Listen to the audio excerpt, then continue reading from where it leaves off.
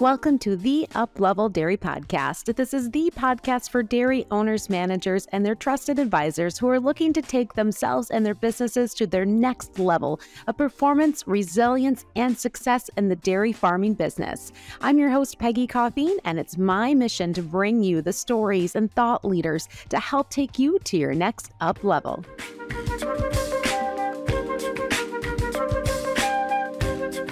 We welcome to today's Uplevel Dairy Podcast, Pauly Paul, owner of Complete Management Consulting based in New Holstein, Wisconsin.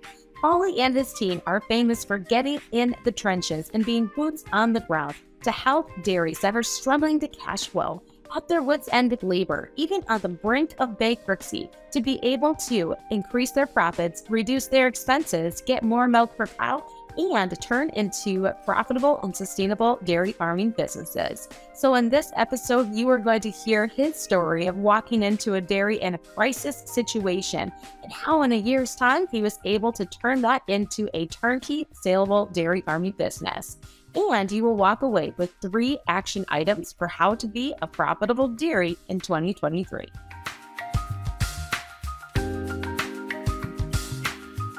Welcome to the Uplevel Dairy Podcast, Pauly. Thanks for having me, Peggy.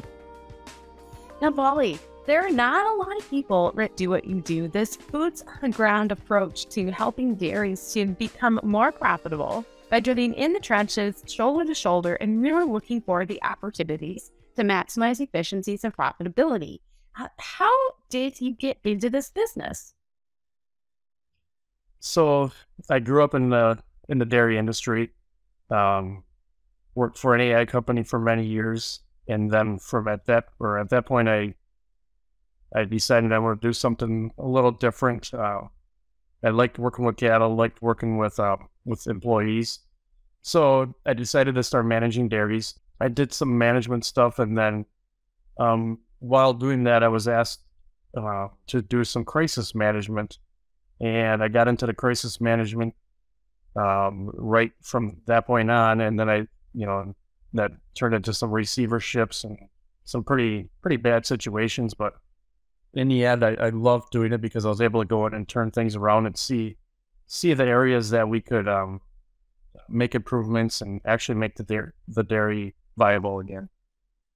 Yeah, so Pauly, what I understand from you here is that really you got into this consulting business because you were going out to dairies that were on pretty bad terms with their banks in pretty rough situations, and you really found your passion in digging into those crises and figuring out how to help those operations become profitable again. And so I'm curious, is there one in particular that stands out in your mind? I mean, you've been doing this for what, 10 plus years, sir? The dairy management side? So what is one situation that really stands out in your mind of the operations that you've been pulled in? So there was one in particular where I got called into. It was in pretty bad shape. We got called in and asked to be there. It was in October. We got brought in with the sheriff's department just to make sure there were no issues. Once we got there and got on site and got to meet the management team that was there, things were fine. We started establishing what was actually wrong, the major things, the major problems they had going on. So the very first day I was there, they informed us that they were being quarantined that day for a potential tuberculosis outbreak. So everything nothing could be sold. Every animal had to stay there, including the calves. And this particular dairy was not set up to raise calves, so we had to deal with that issue immediately. They also informed me that the manure pits were over their maximum operating level. So we had that environmental issue to deal with. That they lost many of their vendors. The neighbors were all upset with them. So they had some health issues with the cattle because some of their vendors had pulled out. So the first thing we did was went in and started dealing with these crises one at a time. Yeah. So Pauly, I'm going to stop you right there and just recap what you shared. So you get called out to this dairy. This is a bank a big-owned dairy at this point, right? Like things were not going well. So you get there on a police escort. You find out that the dairy is under quarantine for TB. So all of a sudden you have cows that you can't cull. You have calves and no place to raise them. You have manure pits that are just about to overflow, and and you are limited in your access to feed, and basically everybody hates you in the neighborhood. So, so this is what we would truly call a crisis. So, okay, so you're in the situation. When you looked at that, what were your goals? What did you look at and say, okay, this is what we need to do to be able to make this dairy, for one, be able to keep operating, and for two, somehow figure out how to make it profitable? Like, what were the goals that you were going after when you stepped foot on that dairy? So the first thing I knew we had to do is we had to establish some sort of a payroll system. We take care of the billing, so we had to understand, what income was coming into the dairy. We had to understand the expenses going out and make sure we could cover everything. So that meant we had to live within our means. So the first thing we did is set up a bank account, obviously, and started working with the milk plant, making sure everything got diverted into our account. Talking to the employees, letting them know, hey, we're going to cover your paychecks. Talking to a feed mill, trying to build a relationship there so we could actually get some corner protein to these cattle. The forages on site were just about gone, so we had to locate some other forages so we could continue feeding cattle there. And hopefully, the end goal here would be to make this dairy profitable so that we could sell it as a turnkey operation in the end. Yeah, and so Paula, what I'm hearing within what you just said is, you laid out the priorities of how you were going to turn this dairy around. So step number one, figure out how to increase cash flow, how to increase the income coming into the dairy. Step number two, look at where you could reduce the expenses. And step number three was to look at all the key players, that from employees to vendors to neighbors, and say, what are the conversations we need to have to reassure them that we are here to help, and that we will get paid. And those had to be some conversations met with some skepticism, I'm sure. But if we, kind of break down those three priorities one by one, when you looked at increasing cash flow, where was the first place you started? Where was the lowest hanging fruit to make that happen? So, increasing cash flow, when you get on any dairy, well, the only place you can look at to start off is the parlor. So in this particular instance, I went into the parlor and saw that they were not running around the clock. They had plenty of downtime. So first thing I did is encourage them to continue milking around the clock. We started milking the cows one more time a day to do that. That did increase our production by a little bit. So we're able to get a little more income to help sustain some of our expenses. We knew our expenses were going to be very high. Working with, some of the local vendors, the local manure hauler.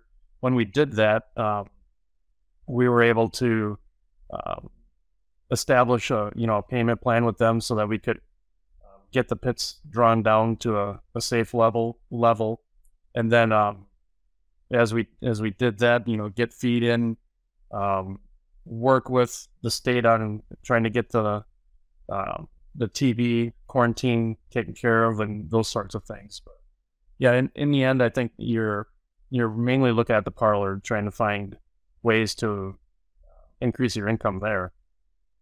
And Pauly, one of the things that anyone who's worked with you knows that you're well known for doing is running cows in the parlor more often, increasing from a 3x to 4x in some groups, right?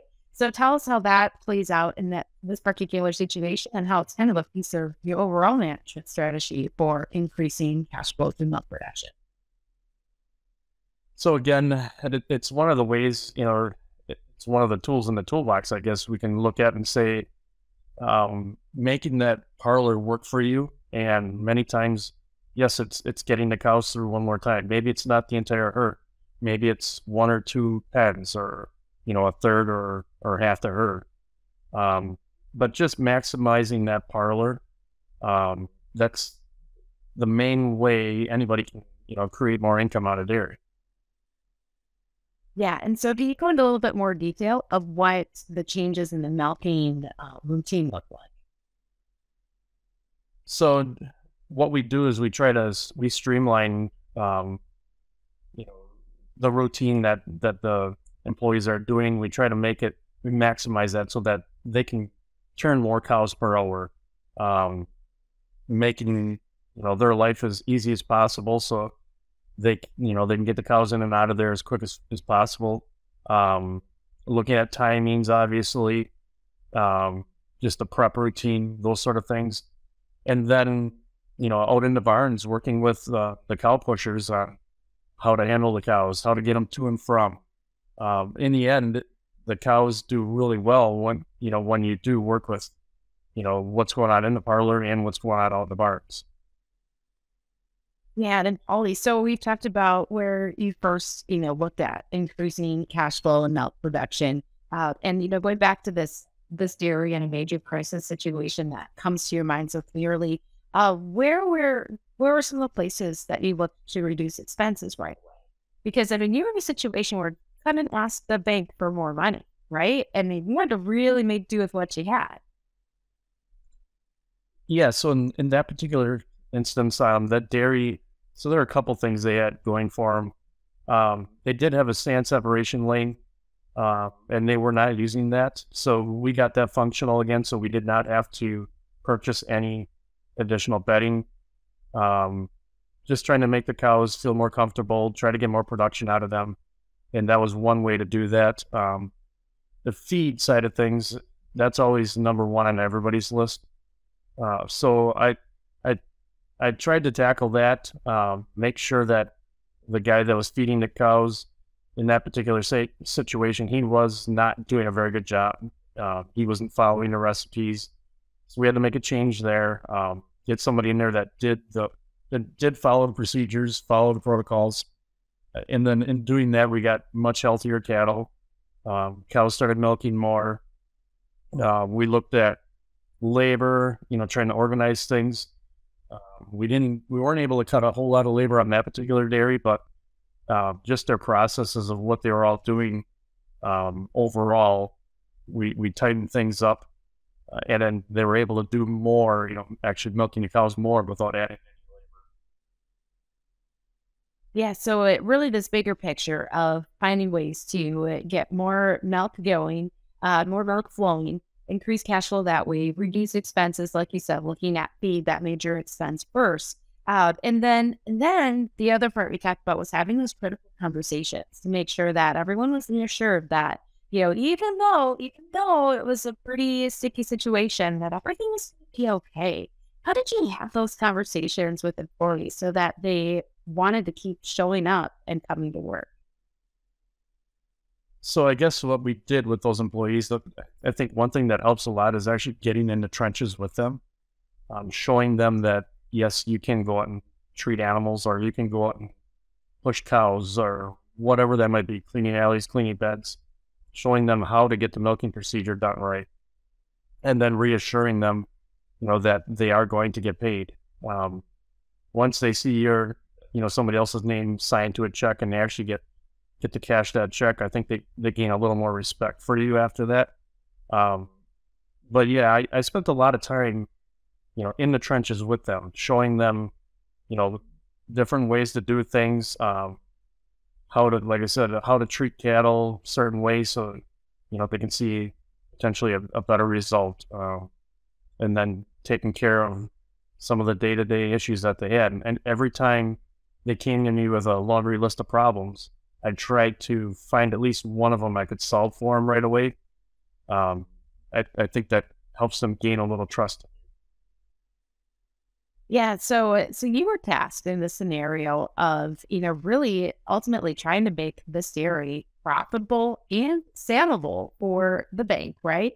And so in the time you were there, Like, we just heard the story laid out of what it was like when you first got there. It was a mess, right? It was crisis on every vein of the word. A year later, what was the state of that dairy? What did it look like a year later? So yeah, we were there for just about a year, and after we were done, we were able to get the pits drawn down. We had the neighborhood all wanting to take manure from this dairy. Um, we built a really good relationship with the neighbors, purchasing feed from them. They saw that this dairy could actually be something they could actually work with again.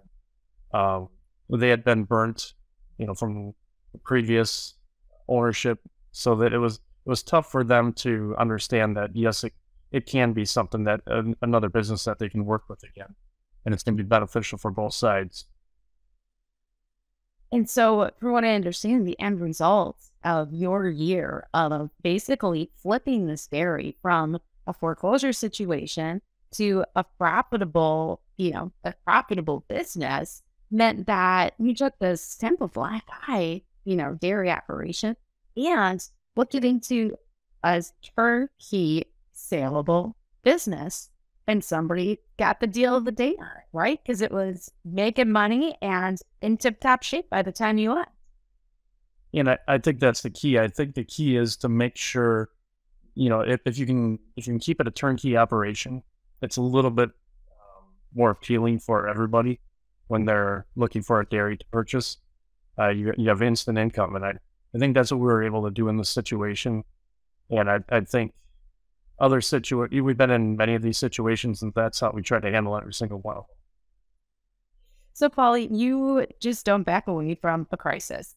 So, like for you, when you get called into a dairy that's in a tough situation and has a lot of problems, a lot of other people would be like, I think I'm going to leave, right? Like, they don't want to stick around for that. For you, you don't have to get in a candy store. And so, what is it? What is it that you see and that gets you, inspired to make these changes and to stick it out for the long haul, to take a business that's really struggling and look at all these pieces and parts and make it into something profitable and saleable?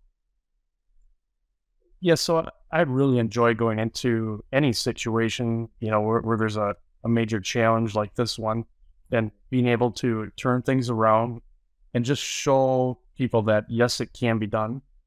I think I just love to do that stuff. And I guess at the end of the day, you're able to, turn a business around and make it successful again. It's just something that I've always wanted to do and really love to. So someday you're going to have your own TV show, like the guy that goes into restaurants, or like the lady that goes into the hair salons. That it's going to be the Pauly Paul show. Right. Pauly Paul flipping dairies. What do you think? Yeah. That would be great. And, but really, Pauly, right? You talked about Dairies Crisises that you have got called in on you and your team and really, made these changes and have these great results. But those aren't the only operations that you're working with. What types of situations do you and your team get called in to help out? So yeah, we do. We work with a lot of different dairies. So while I was doing this particular receivership and some of the other ones, I was able to realize that there's a need out there for somebody to help these dairies deal with management issues, deal with their day-to-day issues, and prevent them from getting to that situation. So that helped me, get to where I am today. So 99% of our work is dealing with farms that are having basically any management issue there is. We get called in for the biggest things to the littlest things. Some of the bigger things we do, we deal with crisis situations that, some people might be dealing with day to day. It might be an environmental issue. It might be employee issues. Just a little bit of everything. We get called in for it. We do it. We have a couple dairies that we work with that are, it's long-term management stuff. We go in a couple days a week. We've trained all the staff on how to deal with everything. The owners are basically absentee, but we come in and make sure milking's getting done, cows are getting fed, everything is getting done. And then we also do the ones where we come into, short-term stuff where we might come in and just show them how to deal with little things, maybe just reorganizing their labor, or showing them how to get more milk out of their parlor. I think that's probably one of our most extensive things we do, is dealing with parlors, trying to get more income out of them. So we get called into a lot of farms, just trying to teach them how to get more turns per hour. Yeah, so really a lot of the operational efficiencies, right, is what you're working with. Yeah, that's right. We look at the day-to-day processes, like I said earlier, and understand what's going on day to day, and then we actually throw our boots on and walk out there, but show them exactly how to do it and how it can be done as efficient as possible. Yeah, and so Pauly, I mean, you have built your business and your services around helping dairies that are in some pretty tough situations. And now when we look at the projections for 2023 and we get out a little bit later into this year, things are looking like it could get a little bit rough. So my question for you, do you believe that it's possible for a dairy to be profitable in 2023? Yeah, I think it's for sure you could be profitable in 2023. I mean, we see some milk prices dropping, feed costs really haven't gone anywhere. So your expenses are going to stay about the same. Fuel prices are still high, but I think what the main thing everybody needs to do is make sure they got a cash flow, make sure you follow it. If it's in the red, look at your expenses, look at your income, see what you can do different. A lot of times, there's many dairies we get called to, and, they've been in the red for many years, and we go in and we look at what they're doing on the expense side, we look at what they're doing on the income side, and we show them exactly what they can do different to actually make the dairy profitable. And Pauly, with that in mind, for those that are listening to this podcast right now, so our producers, managers, and our friends in the industry that are the trusted advisors to those folks, what are the 3 action items that you can leave with our listeners today to help them to be in the best financial position possible by the end of this year? So I think the first one is you need to communicate. Communicate with your key members of your team, whether that's your banker, veterinarian, your nutritionist, whoever, other consultants, whoever those people may be. Can communicate with them and let them know, what kind of position you're in, and ask them for some help.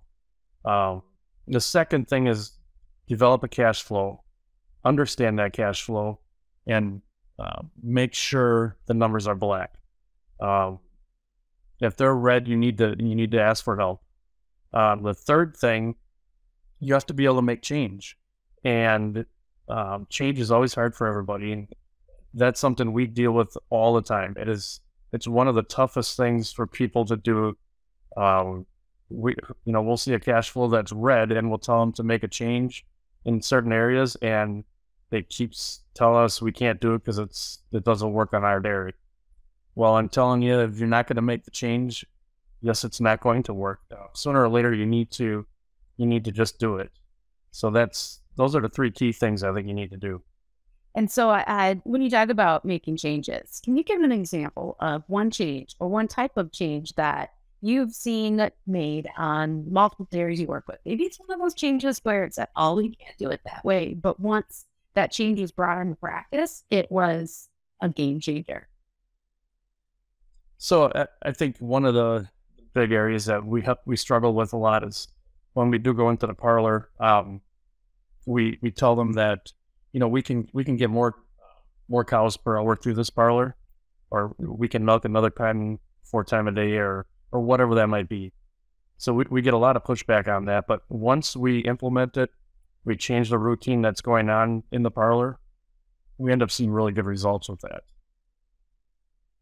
All right, Pauly. Well, thank you for sharing your stories of being boots on the ground, helping dairies come back from the brink of bankruptcy. some of these stories of what you've done, and then also some of these action items that our listeners can take away so that they can be profitable in 2023. And so, Pauly, this is the time in the Uplevel Dairy podcast where I ask you to share your answer to the Uplevel 5, the 5 questions that are all about your next level of personal and professional performance in this year ahead. And so question number 1 that I have for you today, Pauly, is this. What does success look like to you? So success for me is seeing a business turn around financially and be profitable again. All right. So success is all about helping businesses be profitable. Question number 2 for you. In 3 words, how do you want to show up each day? Positive attitude always. And that is you to a T, Pauly. All right. Question number 3. Who are 2 or 3 thought leaders that you follow? So early on in my career, I guess there's a few people that I like to say, help me out, get to where I am. I always try to surround myself with people that think like me. They're entrepreneurs and think outside the box a little bit. So a couple people that come to mind to me were Dr. Tom Furman from Dairy Works. He was one. Dr. Dave Ullman, he was another one that helped me get to where I am. And then Christy Pagel. Christy's helped me quite a bit get to where I am now. And Pauly just shared 3 names that many of us in the dairy industry have been influenced by ourselves. And question number 4, what are the words that you live by? The words I live by is there's always a way. No matter what problem's thrown at you, there's always a way to get out of it or a way to get through it. Okay, Pauly. So we've been friends for a long time, and I've heard you say that before. It's kind of your mantra. Tell us where you got that from. That's something I've heard from my grandfather when growing up. He was he had always said there's always a way to fix a problem. So that's where that comes from. And that's the same way you approach it every time you walk on a dairy. Yeah, that's exactly what I do. No matter what problem's thrown at me, I try to always find a way to get it solved. And Pauly, Uplevel question number 5 for you is this. What is your next personal Uplevel, the area of your life you're looking to get to the next level this year? So I guess working on the next generation, helping them get to where I'm at, or helping them be entrepreneurs, be successful in their business. That's something that I really would like to do more of. I see an opportunity out there, and there's a need for some of these things. Just similar things to what I'm doing right now. Yeah, and so you see this with the dairies you work with, the next generation coming in. If you're on family as well, right? Yeah, correct. There's a lot of there's a need for the next generation to be able to get in, and I see that being a big issue, going forward here. There's many dairies out there that don't have anybody to follow behind them. Excellent, Pauly. Well, thank you so much for joining us on this episode of the Uplevel Dairy Podcast. And for our listeners out there that want to find out more about you, what you do in complete management consulting, I'll include the links to that and your contact information in our show notes. Thanks for joining me, Pauly. Thanks, Peggy. Thanks for having me.